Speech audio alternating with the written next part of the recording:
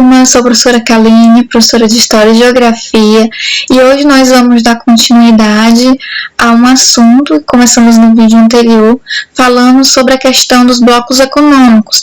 Então vamos falar um pouquinho sobre política e economia no continente americano, tá certo? Vamos lá. Então, no videozinho que vocês viram da aula da semana passada, nós falamos um pouquinho sobre os tipos de acordos econômicos, de blocos econômicos que existem. Hoje nós vamos começar falando sobre um bloco econômico que ele é bastante conhecido da América do Sul, o chamado Mercosul, tá? O Mercosul é o bloco econômico mais conhecido, então, aqui da América do Sul. Ele foi criado em 1991. Ele é composto por Brasil, Uruguai, Paraguai, Venezuela e Argentina. São os membros oficiais que tomam as decisões econômicas entre eles, dentro do acordo deles, tá? Mas ele também possui alguns membros associados, que não têm tanto poder dentro do bloco, que são o Equador, a Bolívia e o Peru. E possui alguns países observadores, tá? Nova Zelândia, que é um país europeu, e o México, que é um país da América Central. Quando o Mercosul foi criado, em 1991, ele foi criado como uma zona de livre comércio, tá? Então, o principal intuito ali era, entre esses países, entrar em um acordo de preços em que o Brasil, a Argentina, o Uruguai, o Paraguai e a Venezuela teriam benefícios em mandar suas mercadorias de um país para outro entre esses cinco. As taxas ficariam mais baratas para a circulação dessa mercadoria. Mas já em 1995, nós temos o Mercosul virando uma união aduaneira, em que não só a gente vai ter a facilitação da entrada de mercadoria nos países que estão dentro do acordo, como esses países vão aumentar as taxas para a entrada de mercadorias de outros países que não estão no acordo, assim favorecendo a circulação econômica e o aumento da economia entre os seus componentes, tá? Já em 1996, começaram a entrar outros países como associados, não como principais, né? E o principal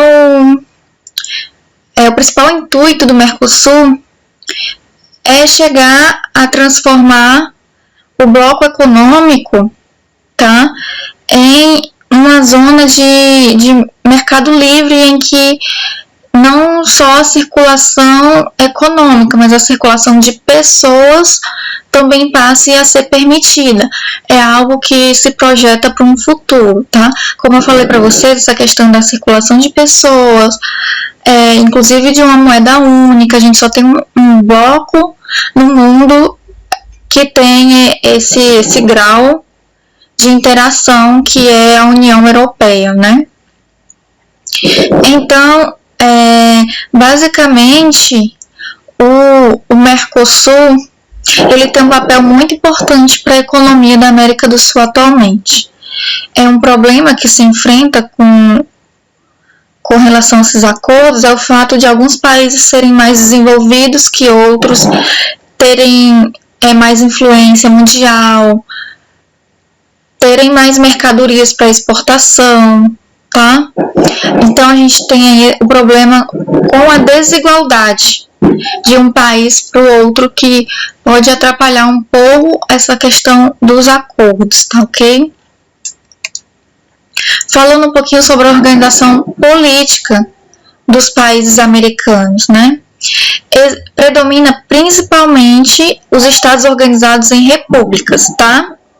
Esses governos divididos em repúblicas têm sua base dividida entre poder executivo, legislativo e judiciário, que é um tipo de divisão que foi criado por um pensador, um filósofo chamado Montesquieu.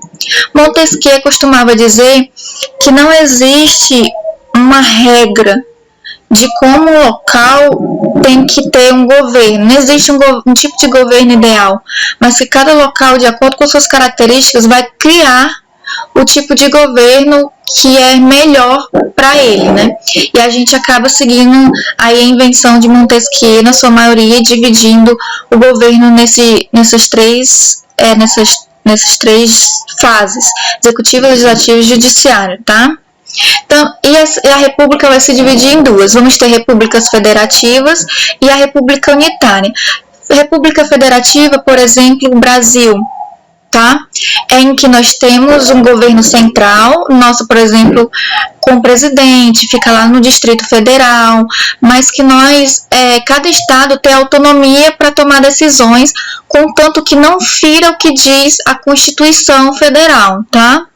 Por exemplo, se a Constituição Federal diz que é proibido o porte de armas, os estados não podem permitir o porte de armas.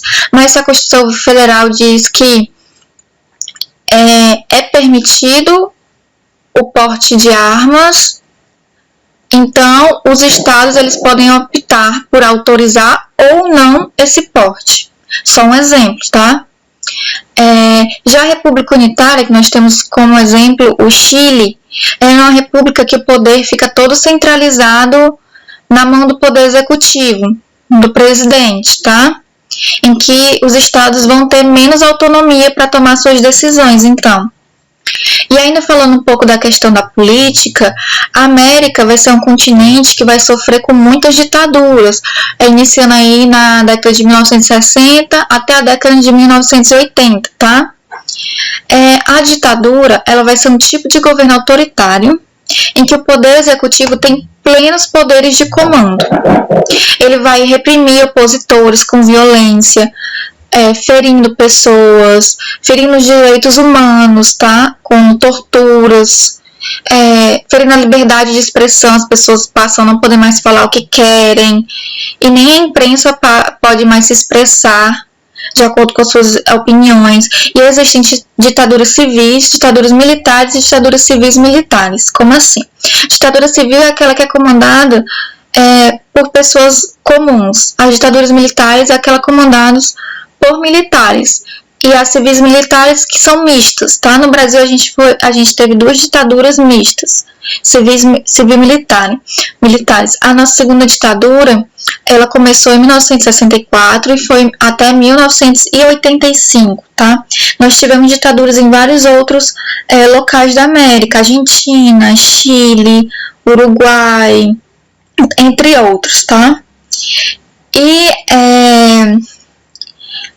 a nossa ditadura foi uma das mais duradouras e teve a interferência direta dos Estados Unidos. Basicamente, no contexto mundial, o que estava acontecendo? Uma coisinha chamada Guerra Fria, em que a gente vai ter um embate entre Estados Unidos, que vai ser capitalista, e a União Soviética, que vai ser socialista. A gente já conversou um pouquinho o que é o socialismo lá em história.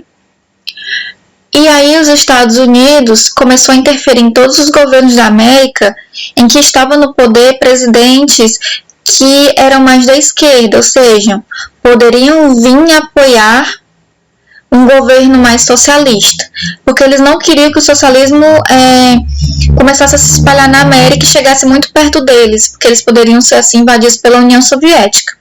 Então eles começaram a tirar do poder vários governantes. No Brasil a gente tinha o João Goulart no poder, que era uma pessoa que tinha alguns projetos mais populares. Queria, por exemplo, a reforma agrária, como assim? Dividir os pedaços de terra entre todo mundo que não tinha. E os Estados Unidos viu ele como uma ameaça e um possível problema. Poderia o Brasil acabar apoiando os socialistas. Então, os Estados Unidos vai ajudar a dar um golpe militar que vai tirar ele do poder e vão ser colocados durante esses 21 anos presidentes militares sucessivamente no poder, tá? Inclusive os Estados Unidos já estava pronto para invadir o Brasil, fisicamente invadir o Brasil, caso o golpe não se concretizasse. Tá ok? Então, gente, hoje a gente falou mais um pouquinho, principalmente da parte política da América, né, associada à econômica, mais da atualidade, e espero ter ajudado vocês com as dúvidas. Até mais!